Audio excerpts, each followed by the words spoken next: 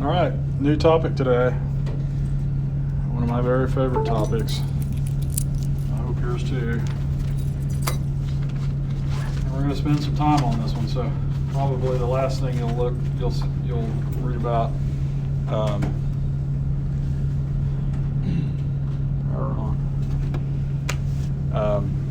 Before the exam, which is a week from Thursday. Okay, this will be our last unit to that exam. What do you think it is?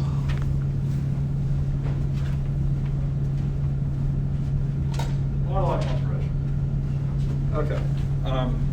So far, we've talked about a lot about marine resources, marine fisheries. We haven't talked about whaling, but that's often considered part of the fisheries discussion. But I'd like to maybe reserve it for wildlife. So wildlife conservation, today we're going to talk mainly about policy, all right? And we'll look at some laws.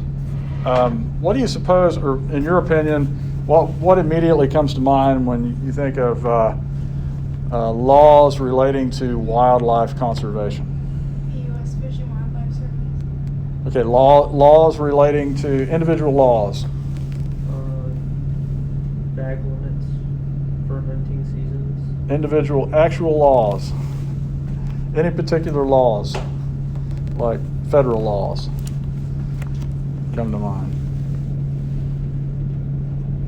Okay, well, that's all right if you don't. Then we'll get to that eventually, okay?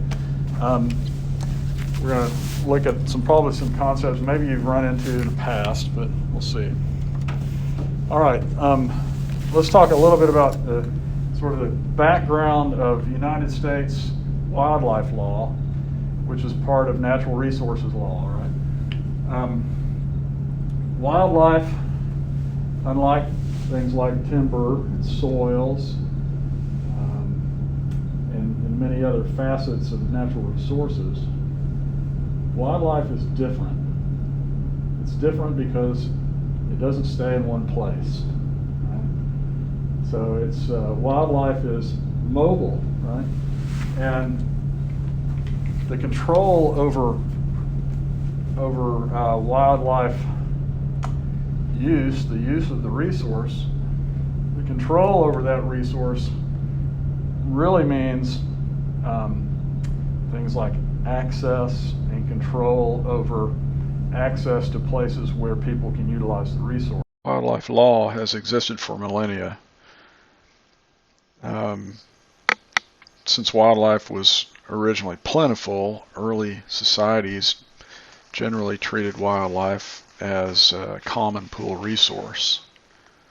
Under Roman law, wildlife was pretty much free to everyone and couldn't be owned while it was actually in the wild. Basically, anyone who captured or killed wildlife gained ownership of it. On private land, wildlife could only be captured or killed by the owner of the land, and no one could trespass in pursuit of wildlife. But anyone could capture or kill wildlife on public or unowned lands. By the time you have the emergence of English common law, that had changed a lot. And English common law involved prohibiting the hunting of wildlife by certain classes. The aristocracy in England, going back to the medieval period, the aristocracy reserved the right to hunt to the upper classes. And so you're familiar with Robin Hood, the story of Robin Hood. Where did he live? Sherwood Forest. And he, robbed from the rich and gave to the poor, supposedly.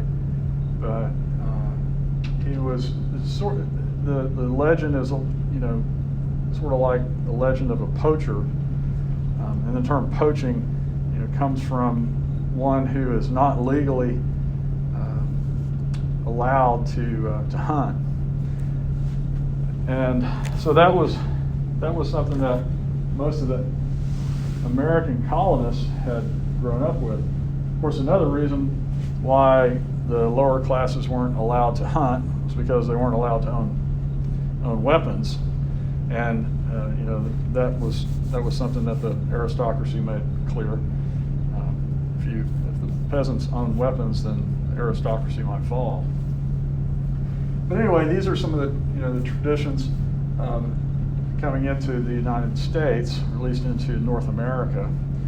And the colonists from England and from the British Isles especially, they got to North America, you know, suddenly they're free. They can hunt, they can do whatever they please, and they're in a situation of massive natural abundance of wildlife. Of course, they had to hunt. A lot of them had to hunt just to survive. Some of them had to protect their livestock from wolves. But there was something to that fact that in America there was no prohibition on hunting like there was back in England. In England, it was a sport. It was something that was reserved for sporting men. And in America, it wasn't a sport. It was a matter of subsistence. So that's a big difference. And of course, most Americans early in the colonial period never thought of anything other than, this is abundance forever. There'll never be any way that we would reduce or cut, reduce the populations of game animals. But of course, that did happen, and we'll get to some history of the wiping out and decimation of game populations and fish populations at a different time. But there were all sorts of reasons why wildlife populations declined. One of the earliest ones was the decline of the white-tailed deer in the eastern United States. That was largely due to a market that emerged for deer skins. Deer skins became a commodity that were needed in Western Europe, and the French as well as the British were active in promoting deer slaughter. Native Americans were largely part of that, and armed with not necessarily firearms, but with horses. Native peoples could really clear out deer populations. And this was, of course, without any sort of season or limit or method of taking. Deer were just wantonly slaughtered because of their hide, and to some extent, deer hair was a commodity. They would use deer hair in construction, believe it or not. So, especially in the French colonies. So that was something that occurred. That by the time of the American Revolution, white-tailed deer populations had collapsed in some parts of the eastern United States, the eastern, the colonies, eastern seaboard. Later on, much later on, in the 19th century, is when most of the large slaughters occurred, primarily associated with the ability to access them due to Industrial Revolution changes. So transport changes with the railroads, the ability to use firearms cheaply and real efficiently, to harvest game birds and waterfowl especially. And there were markets for wildlife. There were food markets, there were clothing markets in eastern cities that encouraged the taking of wildlife. In fact, if you ever get a chance, if you look at you go to old hotels, and if you can find like a menu to a hotel or a restaurant in a big city that comes from the late 19th century, late 1800s, you'll see all kinds of things like pigeon and squab and all these different things that you might not even recognize, but which are game animals that were taken by commercial hunters, or what were referred to as market hunters. And the first movements toward wildlife conservation actually began with the upper, sort of what we might call sort of the upper and middle class Americans who hunted for sporting hunters. They were the ones who led the first efforts to reduce, to stop the damage being done by market hunting. Other things that happened were in the non-game wildlife areas, the loss of bird species due to the markets that existed for feathers, and this included the Carolina parakeet. There were a lot of species that collapsed, almost went extinct. And some are even pretty common today, like snowy egrets. A lot of water birds, a lot of coastal water birds that had fancy feathers. These were hunted to oblivion because of the fashion that existed at the time, the late 19th century, early 20th century, fashion for women's hats. In the earlier part of the 19th century, the beaver fur trade, mostly focused on beaver, had systematically reduced, even wiped out local populations of beaver. And that's really kind of hard to believe, but the fur trade in both the United States and Canada would typically, in a few years, they would trap out beaver populations in large areas, and they'd have to move on to new areas upstream generally. And they systematically killed off the beavers. Well, beaver hats went out of fashion, and luckily for the beavers, and the beavers bounced back pretty quickly, so that today their beavers are a nuisance in most states now. So that's just a few examples. You've probably also heard of other extinctions like the passenger pigeon, which once was in massive abundance, but were easily captured for restaurants and that sort of thing at night.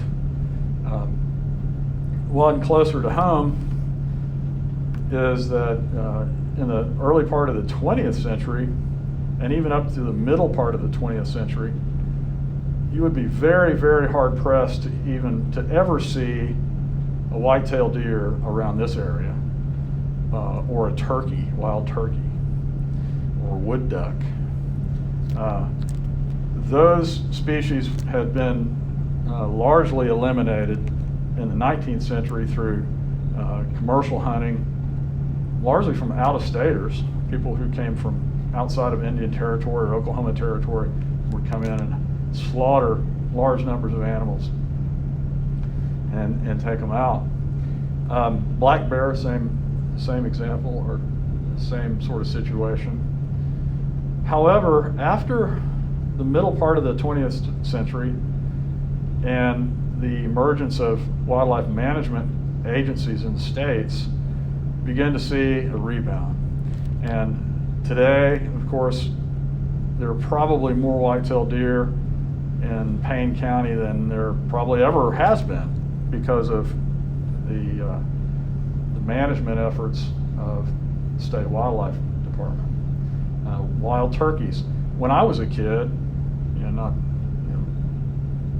say 40 years ago, okay, or actually 45, 50 years ago, when I was a kid, and I lived in the country, okay, I lived way out of town on a farm, and I was always out roaming around I rarely ever saw deer, and never saw turkeys.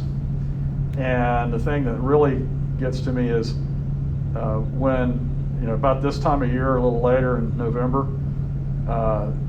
you would hear honking way up, like 2,000 feet above your head, and you'd look up and there'd be a V of Canada geese flying overhead, and that was like a cool thing to see because you never saw Canada geese. Now they're everywhere. Okay, people can't keep them out of their lawns and so forth. They're federally protected, of course. But so there's been a lot of, there was a lot of bad news. There's also a lot of really good news that's taken place in the last 70, 80 years since World War II, essentially. So let's look at some of those. Let's look at some federal laws, and then eventually we'll get into some state level stuff. But we'll start off with some basic ideas. And one of the most important sort of legal ideas in wildlife management is something called the public trust doctrine. And this was established in a Supreme Court case in 1842 that involved oyster beds off the coast of New Jersey. That's really not important, but in that court case, Martin versus Waddell, it was determined that even though somebody might own property, that the wildlife resource on that private property is not owned by the person who owns the property. So in other words, the wildlife resources don't go with land ownership. So the public trust doctrine is one in which, we say that fish and wildlife resources are basically common property owned by all citizens. It's owned by everybody. And that resource is held in trust. And by trust, we mean with regard to trust law, as in a financial trust, a trust that is that protects assets, for example, when somebody dies and passes their property on to their descendants. So for common property, you have this trust status that is under the authority of state and federal government. Okay. So even though everybody owns it, one person is not allowed to simply take whatever they want, even if it's on their own property. Now, with that, so far we've talked a lot about the tragedy of the commons. Right? And if this is common property, you might realize that there's kind of an issue really with managing common pool resources, right? When we saw with fishing, for example, marine fishing, in some places, in some parts of the Pacific, countries have agreed to create sort of artificial property rights in individual transfer quotas, or individual transferable quotas in fish. So they've worked really hard to create sort of a socially defined, politically defined property right. And here we're saying that there's not any property rights at all. It's a common pool resource, and to harvest that resource or to exploit that resource, use that resource in some way, you have to defer to the government. So wildlife and fisheries, in sort of natural terms, they're common pool resources, and under the public trust doctrine, they're common pool resources. But really, the government is is the gatekeeper to those resources. As long as you have functioning government, the government can be, the entity that makes that resource, that rival resource, non-excludable. Remember that? So the government attempts to make the resource non-excludable, and people who follow the rules, for people who follow the rules, this is a public, it's a common resource, but it's not non-excludable, right? So if you harvest a resource and you break the law, it's kind of like stealing, right? So rather than private property ownership, it's public property ownership. All right, so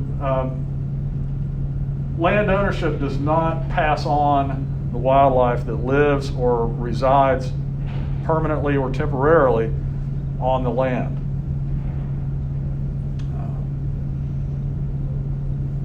That's basically the public trust doctrine. Is if you own the land, that doesn't mean you have the rights to the wildlife and fish in the land.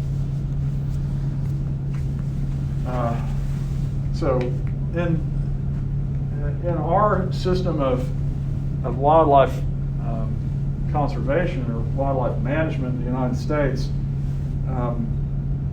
we should probably say the Americas, or North America at least, because Canada and the United States share this common resource in many ways. They share certainly waterfowl and other non-game species birds.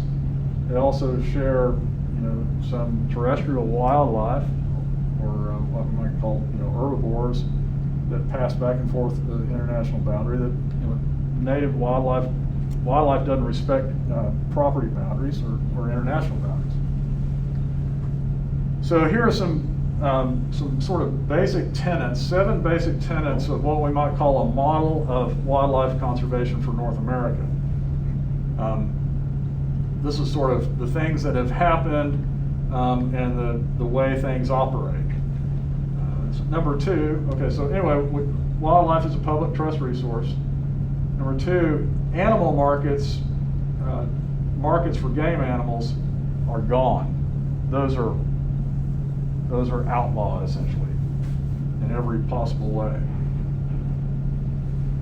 Wildlife management and wildlife access to wildlife resources is a matter of law, and basically the government is going to decide how wildlife resources are allocated. And most of the time in the United States, and I'll mention this later, in the United States, the federal government defers to the states. That's very, very common. It's also true in water resources and in most natural resources. The states and the federal government are both sovereigns. They both have authority to govern their people, but states sort of take the lead in managing wildlife rather than the federal government. The federal government assists the states financially and somewhat with federal laws, but there really aren't a lot of federal wildlife laws. There's one that I was trying to get you to think of before class or at the beginning of class. There's one that is very, very significant. We're going to spend an entire day talking about it.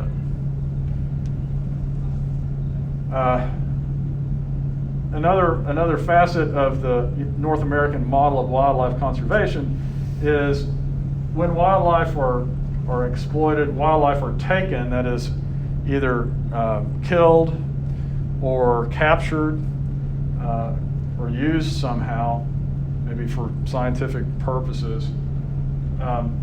There has to be a legitimate purpose, and legitimate purpose can include subsistence. It can include, eating the species, or other uses. wildlife are not even considered sort of property of the United States. They're considered property of the world in many ways. So this is true, especially with migratory waterfowl. And here's another major facet. Wildlife policy should always be based in scientific understanding, not in politics, not in religion or some regional culture, some folk culture. And finally, hunting is available, or the ability to hunt is available to all. And so this is why we have, states have certain laws that provide maybe a little bit of assistance to people that might be disabled, okay, or people who might be retired, or, old, or veterans, or something like that. So there's an ability to try to allow everybody to have access to the resource. Okay, one of the most important laws that really allows wildlife management at the state level is the Lacey Act, which is a law passed in 1900, and this was one of the most important laws that were backed by groups such as the Boone and Crockett Club. Okay, any of you ever heard of that? Boone and Crockett Club. They were established by hunters and wildlife managers, conservationists, to change the culture of hunting. The Boone and Crockett Club was created to change the attitude of hunters. Their motto is fair chase. That is, you try to do the most ethical. You try to approach hunting in the most ethical way. So, what kind of sort of standards would this fair chase idea include? Well, you only hunt game animals that are mature, that are not raising young.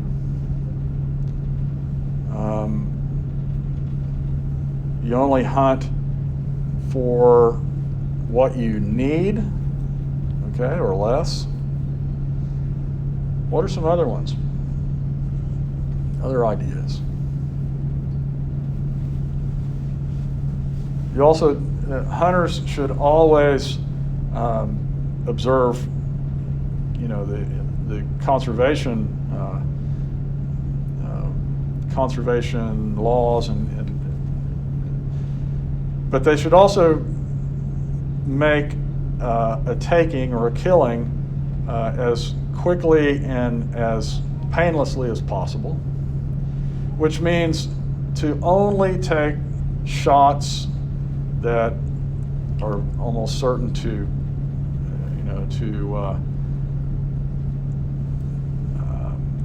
hit an animal, all right, and to dispatch the animal.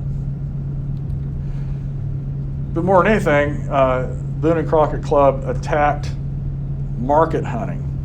They attacked, or they went on the attack of outfits that would use means to kill as many animals as possible. The use of punt guns and other ways of capturing large numbers of game animals. For example, you could find a location of a turkey roost and at night go in and kill all the turkeys. So they really didn't have a chance. So this is all part of that fair chase mentality, Boone and Crockett Club. And they were able to get the Lacey Act passed, which basically outlawed trade or outlawed commercial market hunting. So that meant that one of the most important parts of this is that wildlife, say for example, white-tailed deer, you can't kill a white-tailed deer, process it, and sell it to someone who didn't kill a deer. Okay? You can't sell game fish as a commodity. At least those that are caught without federal permits. And here we're talking about inland fisheries mainly. And even plants, certain plants that might have a scarcity, if they've been taken illegally off someone's property or off public lands, those are illegal. But the main thing is wildlife. And the illegal, it's illegal to not only take them, but also even possess them, and certainly to transport them or sell them. Same goes with sort of the Lacey Act was later amended to prohibit the transport, purchase, sale of species in violation of any state, federal, tribal, or foreign law. So, this also applies to, say, elephant tusks, okay, ivory, which, internationally is not legal. So, in the United States, there's a way to enforce that. Most of the federal agencies, or the two federal agencies that mostly enforce these laws, are the United States Fish and Wildlife Service, and for marine wildlife, marine mammals, NOAA, National Oceanographic and Atmospheric Administration, in the Department of Commerce. But every federal agency actually has to conform to the Lacey Act. It has to ensure that activity funded by the federal government is not violating anything. So that means that the National Forest or the United States Forest Service has responsibility for enforcing the Lacey Act in national forests and national grasslands. Okay? The Bureau of Land Management has the same responsibility on public domain lands. Okay, there were a couple of attempts to protect migratory waterfowl, and the first one was known as the Weeks-McLean Act, and that was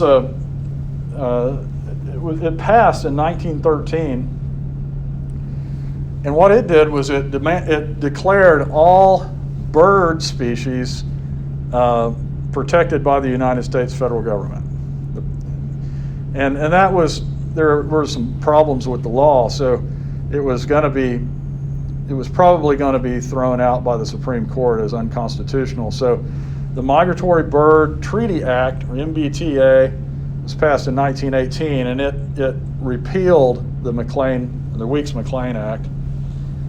But what the Migratory Bird Treaty Act did was basically what the Weeks-McLean Act was intended to do, and that made it illegal to pursue, hunt, take, capture, kill, or sell a whole bunch of species of migratory birds.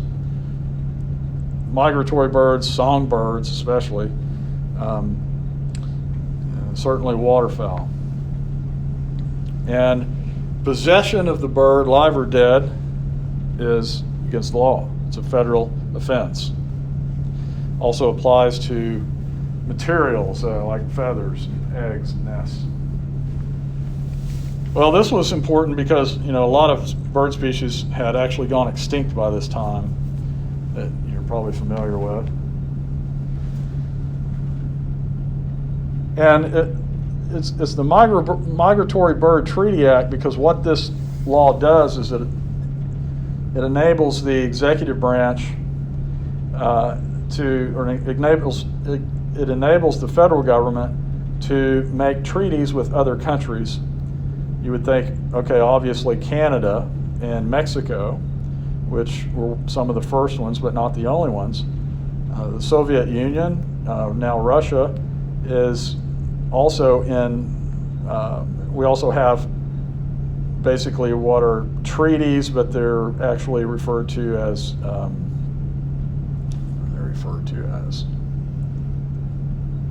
think I'll get to it here in a second. Conventions. They're called conventions between two countries. Basically, they agree to protect these species. So over 1,000 species, almost 1,100 species are protected under that law. Later on in 1940,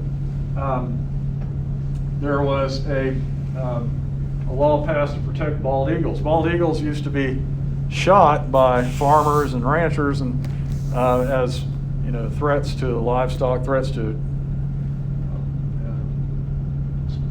probably poultry and stuff like that. But bald eagles were not protected until 1940, and by 1962 it was apparent that for this law to have any teeth, golden eagles also had to be protected. Why is that?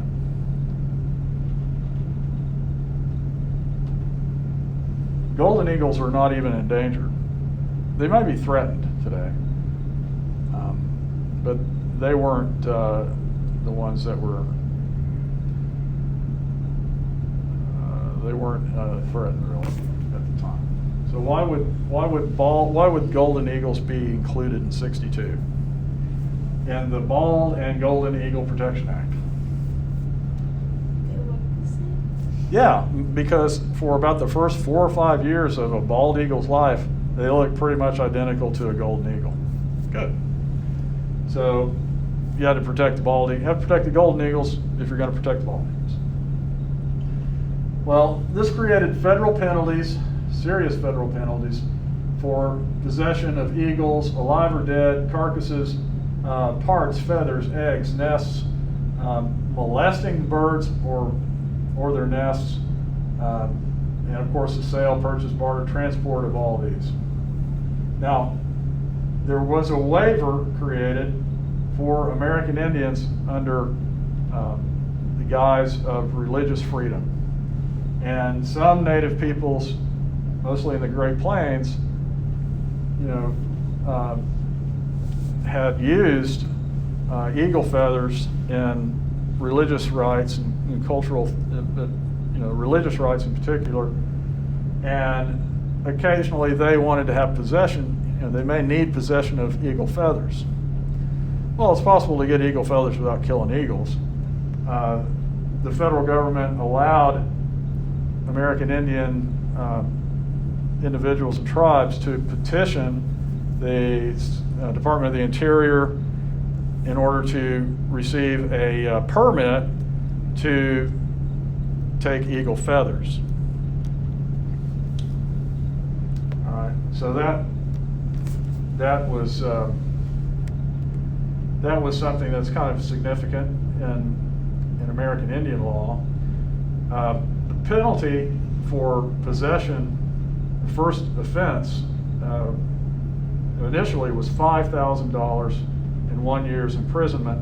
That actually went up to $10,000 and 1 year's imprisonment recently.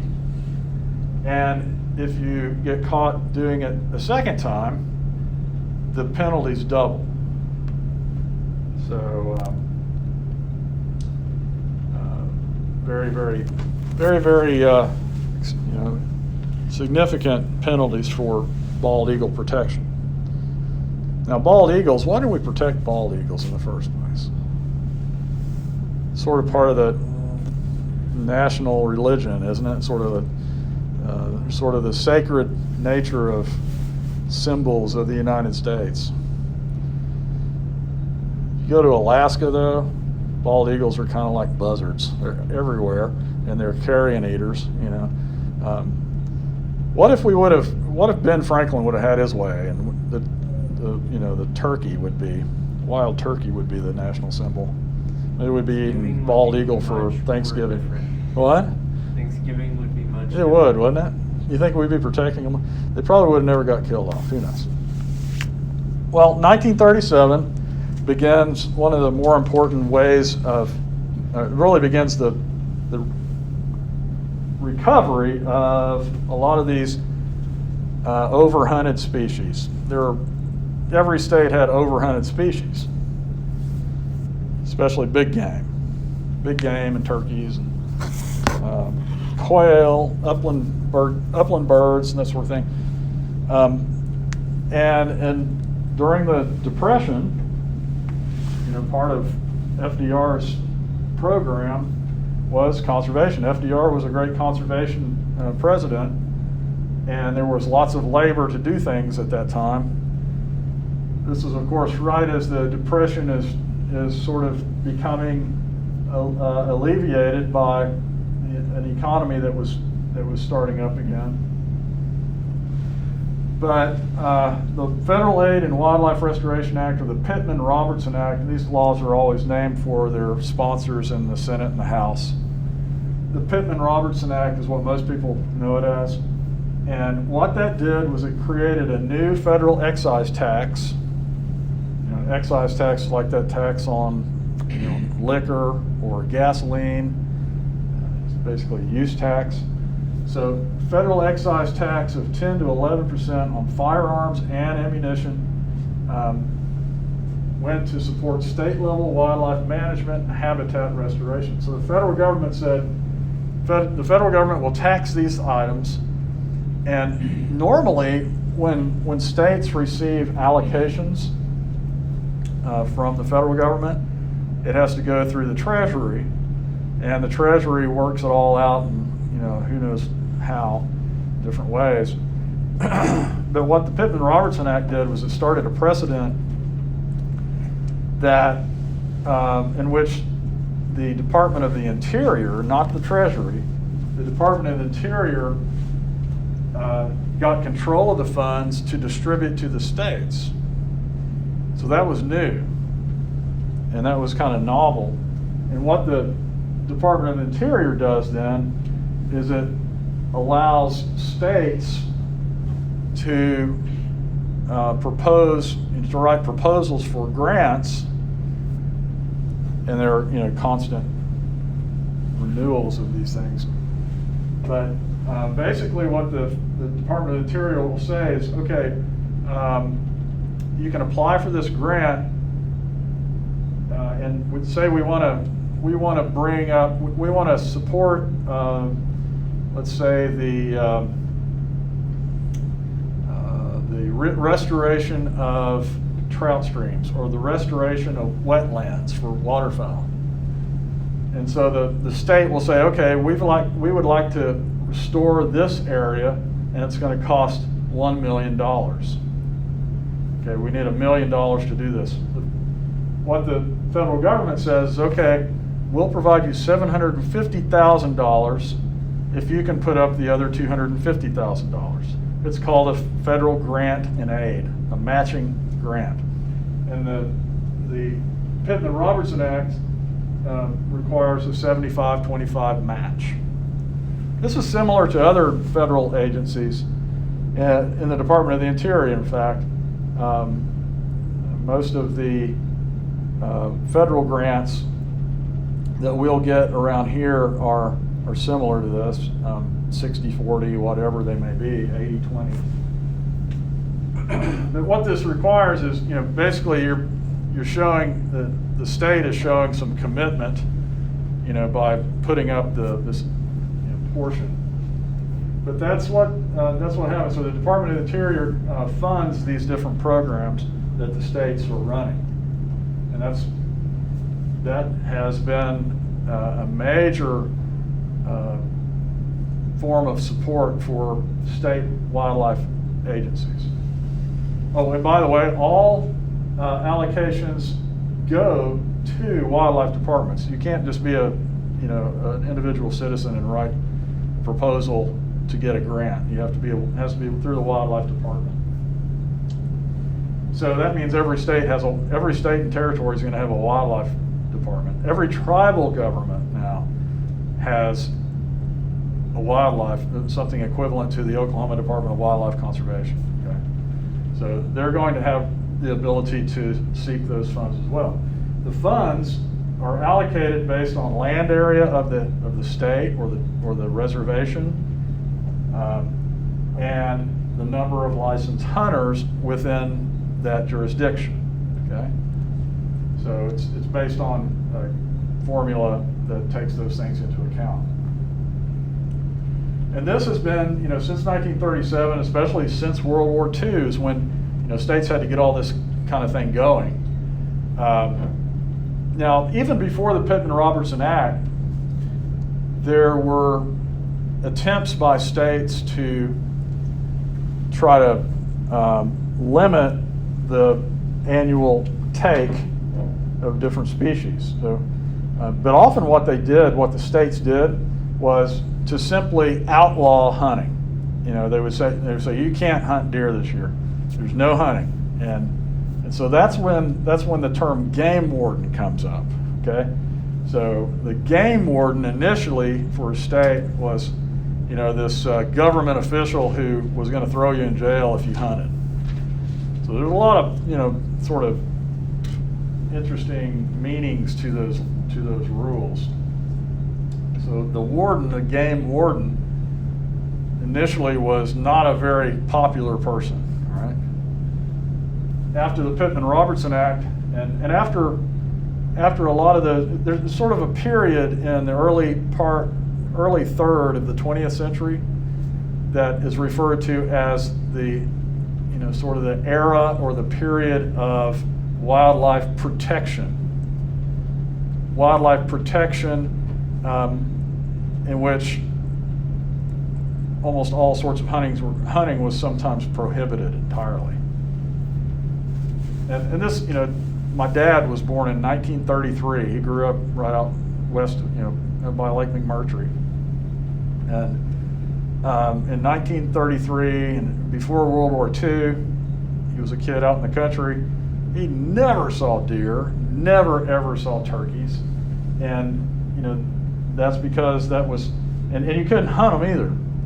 So, the state of Oklahoma had lost most of its wildlife, and was just now trying to get this agency set up so that it could begin to manage wildlife and bring them back. So after World War II, generally, is when these agencies begin to, get their sea legs and operate with some efficiency. And that's when you begin to see the wildlife populations coming back. How do the states do it? Well, mainly in a variety of ways. And I didn't get these in my PowerPoint, so I'll put them in later.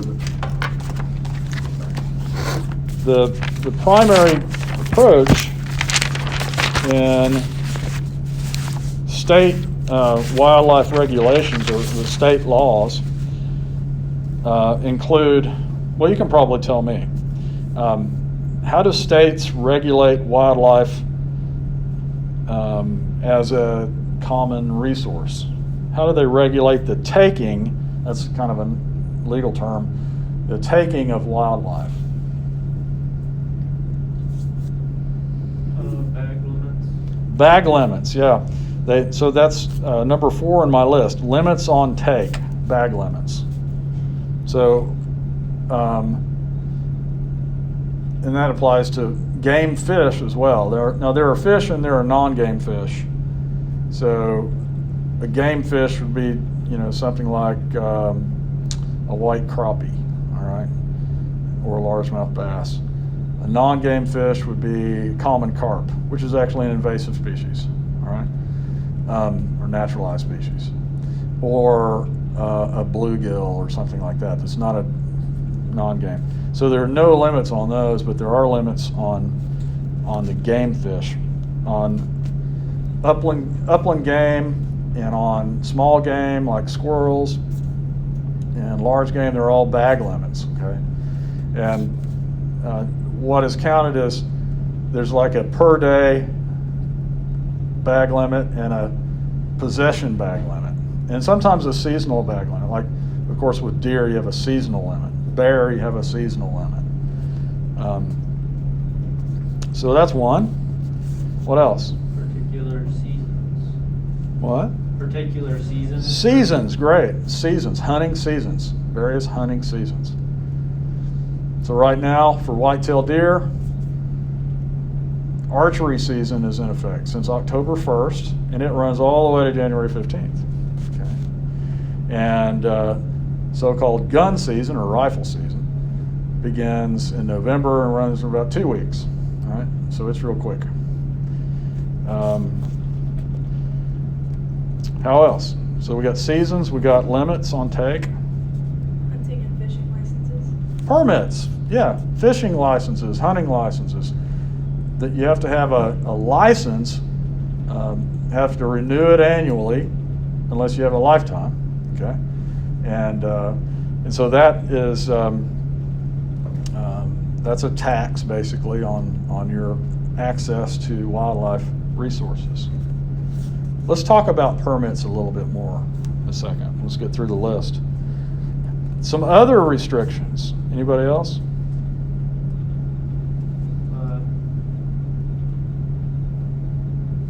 Maybe you're not allowed to hunt in particular areas like national wildlife refuges and things Yeah. like that. Okay.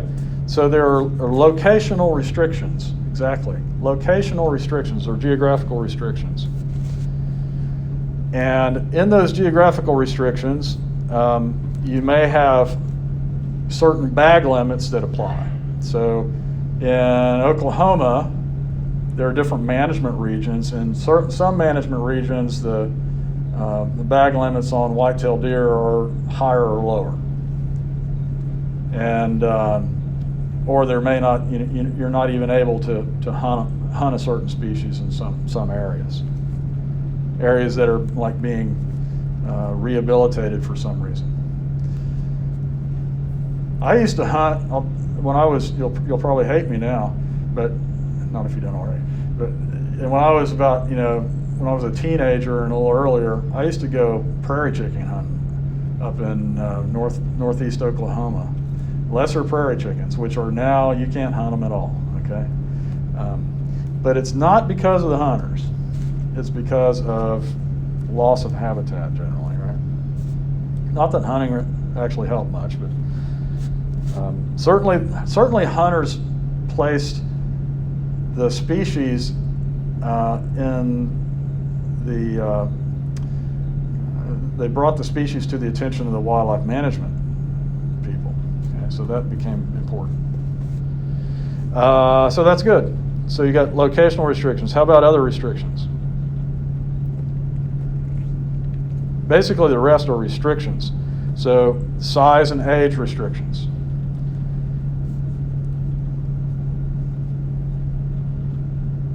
People used to shoot fawns. You Male know? and female? What? Sex? Yeah. So there used to be. It used to be that you didn't shoot does, whitetail does.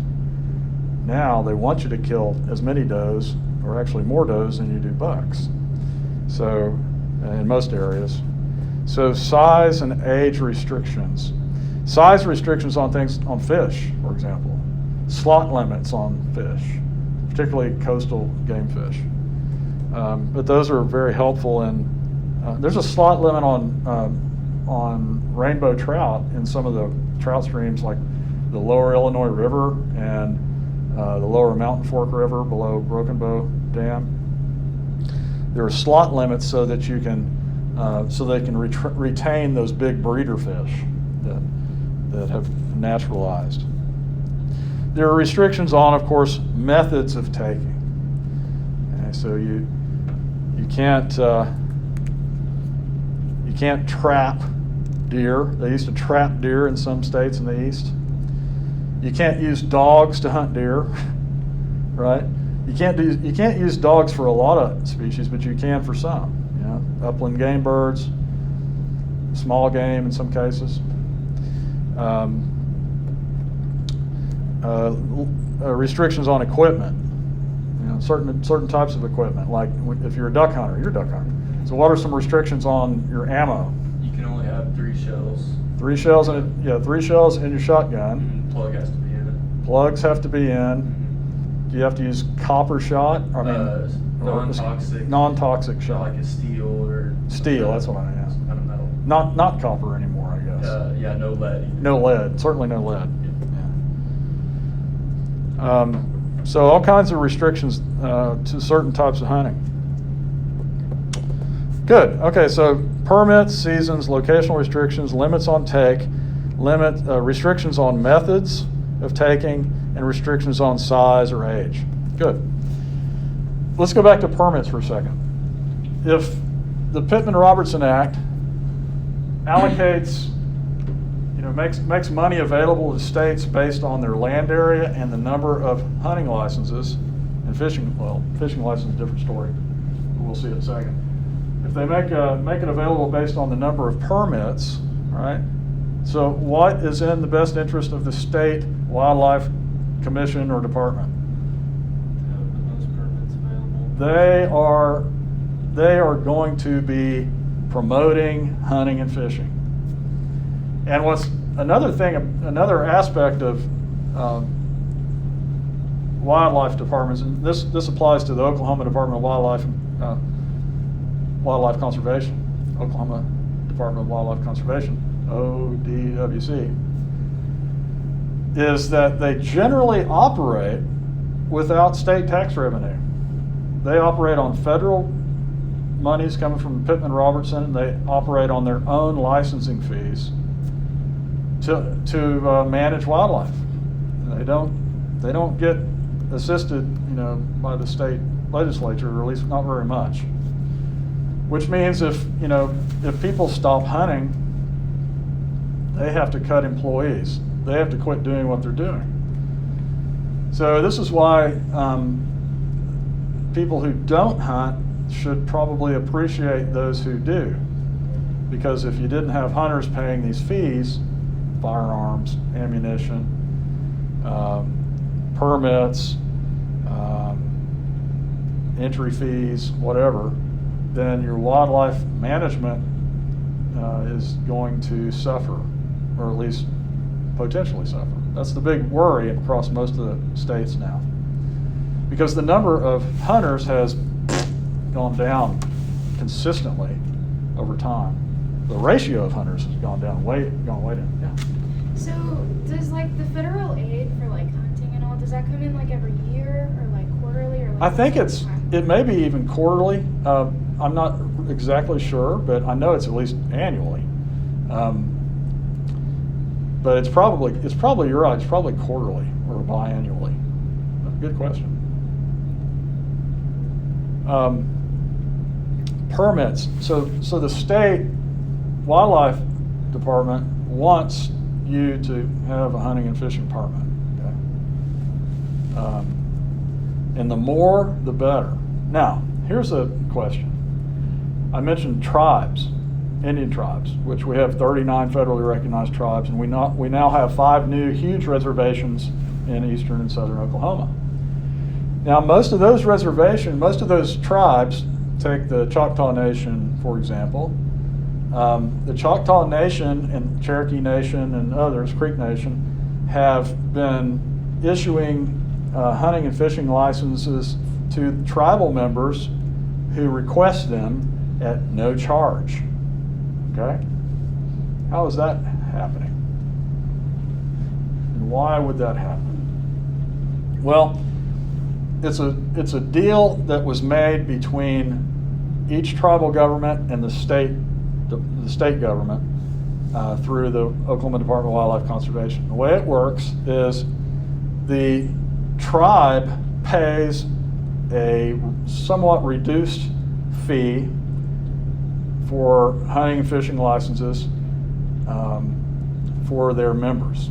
Okay, so the tribe's paying for this primarily as a political, as kind of a what we might call political pork. So the tribe gets, the tribal member gets a benefit.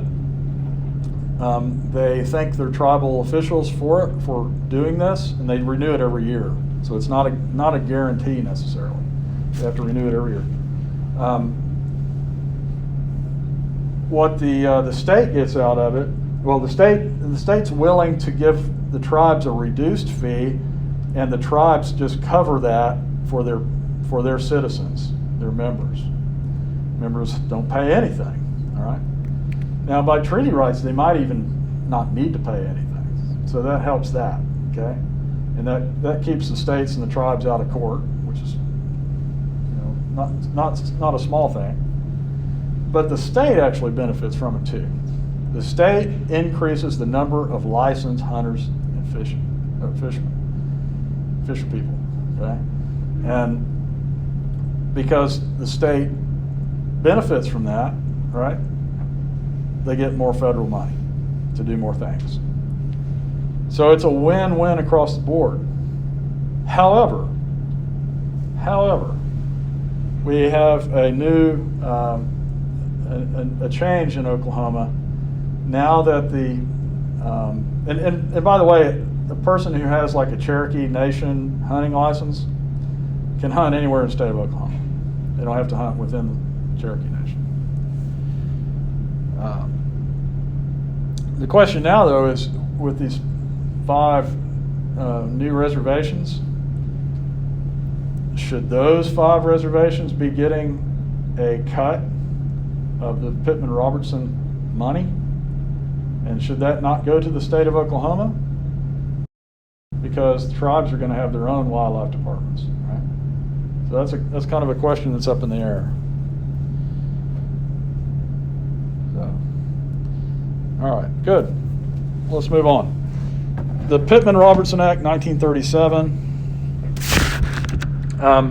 The fishing, the game or the sport fishing equivalent came 14 years later in 1950,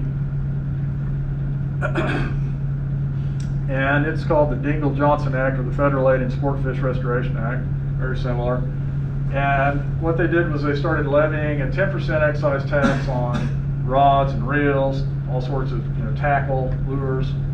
They added a 3% excise tax on, and this is of course very recent, on things like electronics. Those can get pretty expensive. Things like electric trolling motors. I'm not sure exactly why electric stuff. And then boats.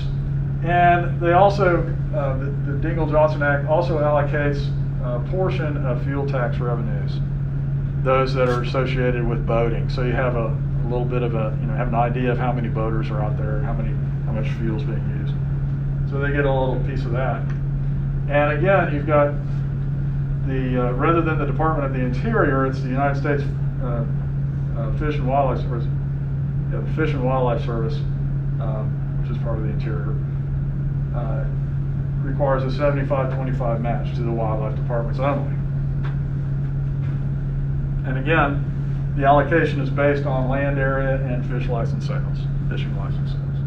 And I suppose combination hunting fishing license have some, split there. So pretty much the same thing.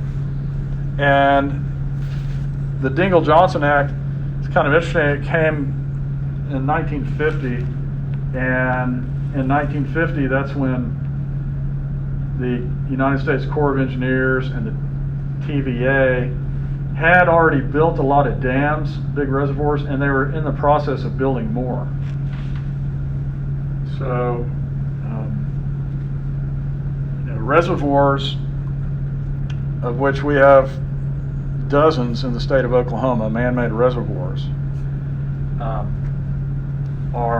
They were initially constructed for things like flood control in southwestern Oklahoma for irrigation, although not really that much. Altus Luger Lake, for urban and for water supply, basically. Several lakes for that. And I said flood control for navigation.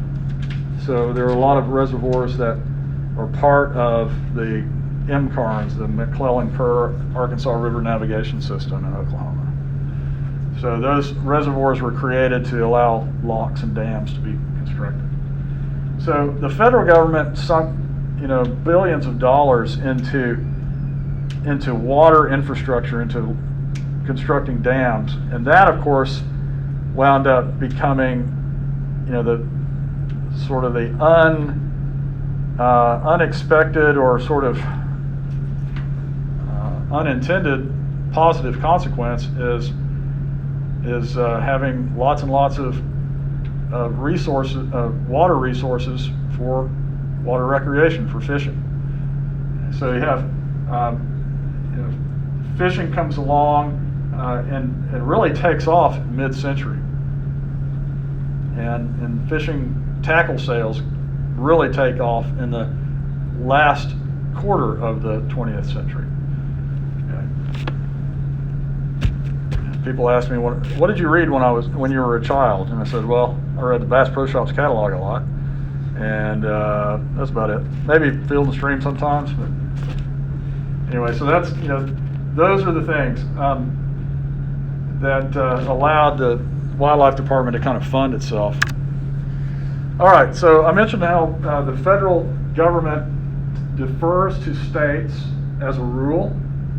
The federal government tries to stay out of what is generally the jurisdiction of the states. There are some exceptions with bald eagles and stuff like that. And the United States federal government even though they recognize state sovereignty over wildlife and fisheries, the federal government also has sovereignty or jurisdiction over wildlife and fisheries. They just don't enforce it except on federal lands generally.